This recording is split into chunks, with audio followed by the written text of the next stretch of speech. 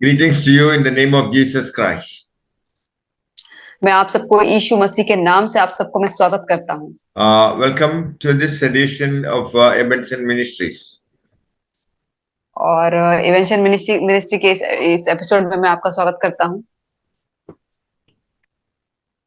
For today's Bible study, let us turn to the book of Acts, chapter 11, verses 19 to 30.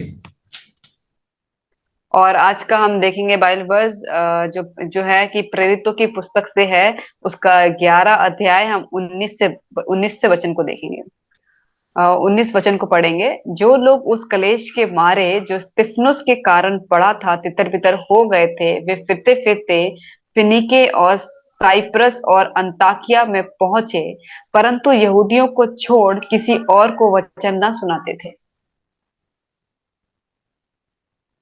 So this indicates how strong the Jewish believers were in keeping their traditions. और इस चीज को हम देखते हैं कि जो यहूदी लोग थे, अपने जो भी उनकी जो रीति रिवाज थी उसको मानने में वो कितने कट्टर थे। See, they would not come to the Gentiles. और इसीलिए वो जो है वो गैर यहूदियों के लिए नहीं आए थे। So this condition continued even after the preaching of Peter. और ये ऐसी परिस्थिति पतरस के प्रचार के बाद भी बनी रही थी। Peter had a revelation from God. और पतरस को एक प्रकाशित चीज मिली थी परमेश्वर की ओर से। But that did not change the attitude of the disciples. और उसके बाद भी जो चेले थे उनका जो स्वभाव था वो बिल्कुल भी नहीं बदला। They would not come near the Gentiles. और वो बिल्कुल भी गैर यहूदियों के पास में नहीं आते थे। So it surely restricted the Lord's move in spreading the gospel according to the New Testament economy.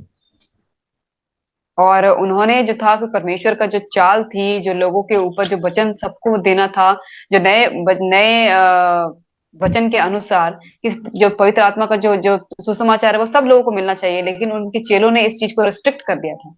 They were scattered abroad upon the persecution. और उसके बाद वो सब तितर बितर हो गए थे ये सब परेशानियों को देख के। So because of the persecution, the Christians are scattered to different places. और ये सब जो सब मुसीबतें आ रही थी, उनको सताव हो रहा था, इसकी वजह से जो मसीही लोग हैं वो चारों तरफ बिखर गए थे। So the Jewish Christians that were forced to flee from persecution went into Phoenice, Cyprus, and Antioch, establishing Jewish churches. और जितने भी जो यहूदी लोग थे उनके ऊपर जब तनाव आ रहे थे तो उनके ऊपर तभी वो इधर उधर भाग के फिनिक्स, साइप्रस और अंताकिया में दूसरी दूसरी जगह पे चले गए थे। Now verse 21. प्रभु का हाथ उन पर था और बहुत लोग विश्वास करके प्रभु की ओर फिरे। So this means God confirmed His word through them with signs and wonders. और इसका मतलब ये है कि परमेश्वर ने अपने वचनों को बिल्कुल भी साबित कर दिया, अपने चमत्कारों को दिखा के, वैसे साइंस को दिखा के। Please read verse 22.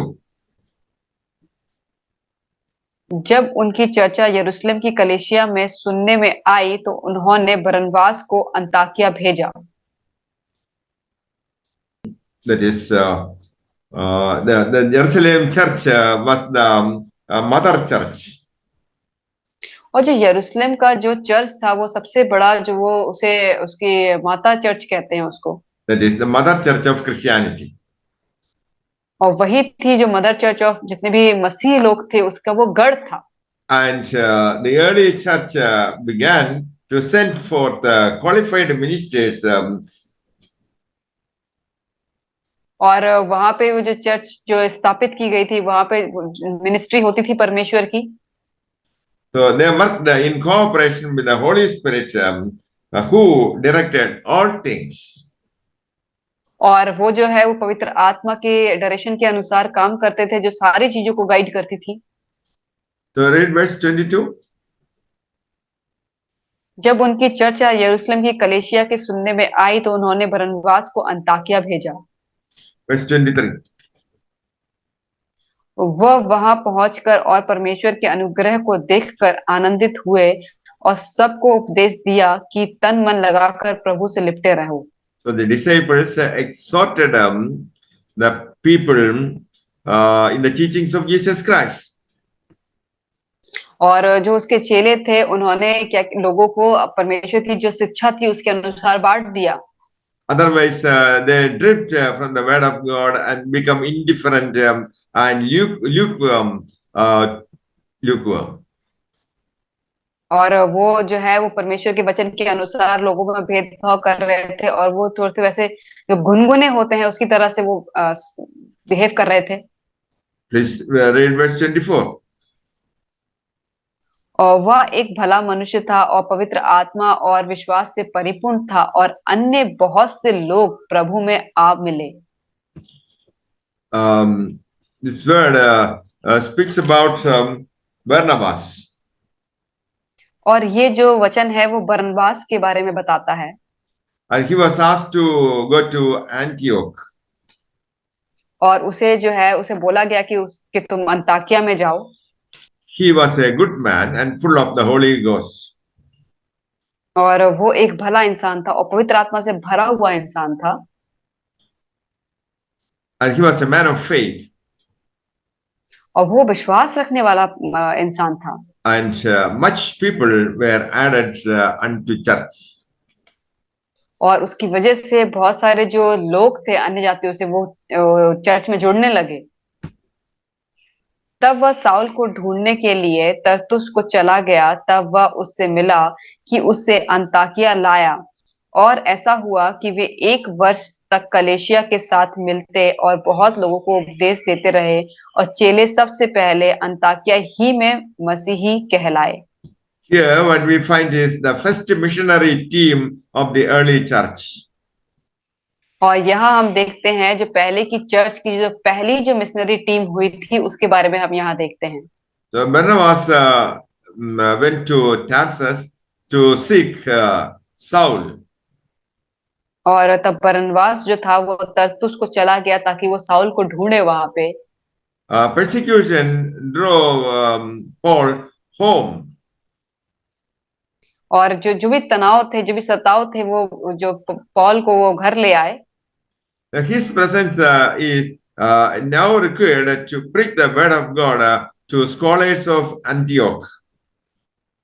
और अंताकिया के जितने भी लोग थे वहां पे पौल की उपस्थिति होना बहुत जरूरी थी ताकि वो उनको परमेश्वर के वचन के बारे में ज्ञान बता That सके। is why Barnabas went to bring Saul.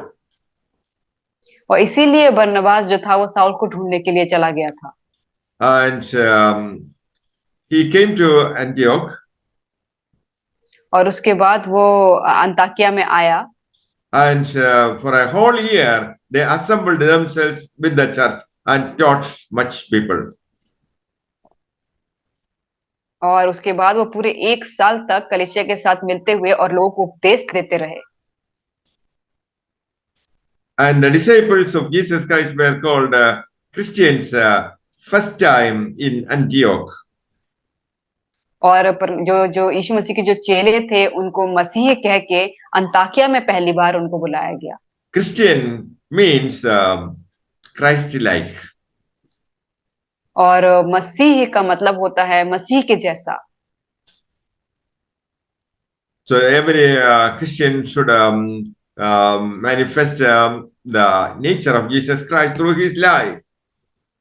और हर एक मसीह जो होते हैं उसको परमेश्वर का स्वभाव अपने अंदर लाना है उस यीशु मसीह के जरिए। They should love all people. और उनको हर एक के को प्यार करना चाहिए। And they should be moved with compassion like Jesus Christ. और उनको अपने अंदर वो दया से उनको भरे होना चाहिए जैसे यीशु मसीह थे। They should spend time in prayer. और उनको उस प्रार्थनाओं में समय को व्यतीत करना चाहिए। So the Holy Spirit considers It's the highest name human beings can bear upon earth. और जो पवित्र आत्मा है वो सबसे ऊंचे पे उसका स्थान है, जो संसार में जो जो हम इंसानियत है उन सबसे ऊंचे पे उसका स्थान है। So the disciples of Jesus Christ were called Christians for the first time in Antioch. और इसीलिए जो यीशु मसीह के जो चेले थे वो अंताकिया में सबसे पहले उनको मसीह कह के वहां पे बुलाया गया। Now verses 27 to 28. और उन्हीं दिनों में कई भविष्यवक्ता यरूशलेम से अंताकिया आए। उसमें से अगबुस नामक एक ने खड़े होकर आत्मा की प्रेरणा से यह बताया कि सारे जगत में बड़ा अकाल पड़ेगा, और वह अकाल क्लौदियुस के समय में पड़ा। Here in this section we find first prophets of the church. और यहाँ पे हम देखते हैं उस चर्च का पहला भविष्यवक्ता। In these days came prophets from Jerusalem unto Antioch. और उस समय में जो भविष्यवक्ता थे वो यरूशलेम से अंताकिया में आते थे। Prophets were those who spoke for God. और जो भविष्यवाणी करने वाले उनको कहते हैं जो परमेश्वर के लिए बोलते हैं। They were primarily preachers of righteousness. और वो विशेष करके जो धार्मिकता है उसका प्रचार करते हैं। Sometimes they foretold the future. और कुछ समय के लिए वो भविष्य के बारे में भी बताते हैं। Prophecy was one of the gifts of the Holy Spirit. और जो भविष्यवाणी करने का जो गुण होता है वो पवित्र आत्मा का एक फल है। And those who had and exercised this gift were prophets.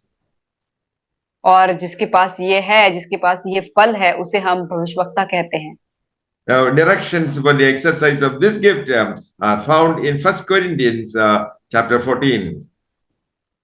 और ये जो पवित्र आत्मा के जो तोहफे हैं उसके बारे में हम पहला कुरिन्थियों उसका 14 अध्याय में हम देख सकते हैं। The office of the prophet was next in importance to apostles. और जो भविष्यवक्ता होते हैं उनके जो चेले होते हैं, जो अपोस्टल्स होते हैं, उनसे भी वो ऊंचा स्थान रखते हैं। Now, verse 29 and 30. तब चेलों ने निर्णय किया कि हम हर एक अपनी अपनी पूंजी के अनुसार यहूदियों में रहने वाले भाइयों की सहायता के लिए कुछ भेजें। उन्होंने ऐसा ही किया और बरनबास और साउल के हाथ प्राचीनों के पास कुछ भेज दिया। Here we find first relief work for the poor saints of Jerusalem. और यहाँ पे हम देखते हैं कि पहला जो रिलीफ का जो काम होता है जो गरीबों के लिए किया जाता है, जो यहूदियों ने किया यरूशलेम के लिए। The disciples collected funds according to the ability of the believers. और तो उनके जो चेले थे उन्होंने जितना भी उनको जो दान उन्होंने इकट्ठा किया अपनी अपनी योग्यता के अनुसार। So this is the first work for the poor saints at Jerusalem. और ये एक पहला ऐसा काम था जो गरीबों के लिए किया गया था यरूशलेम में। And they did collect the funds and send it to the elders by the hands of Barnabas and Saul. और उसके बाद उन्होंने जो कुछ भी पूंजी उन्होंने एकत्रित किया उसके बाद उन्होंने अपने प्राचीनों को जो उनसे बड़े थे उन्होंने जो साउल और बरनबास थे उनके हाथों भिजवा दिया।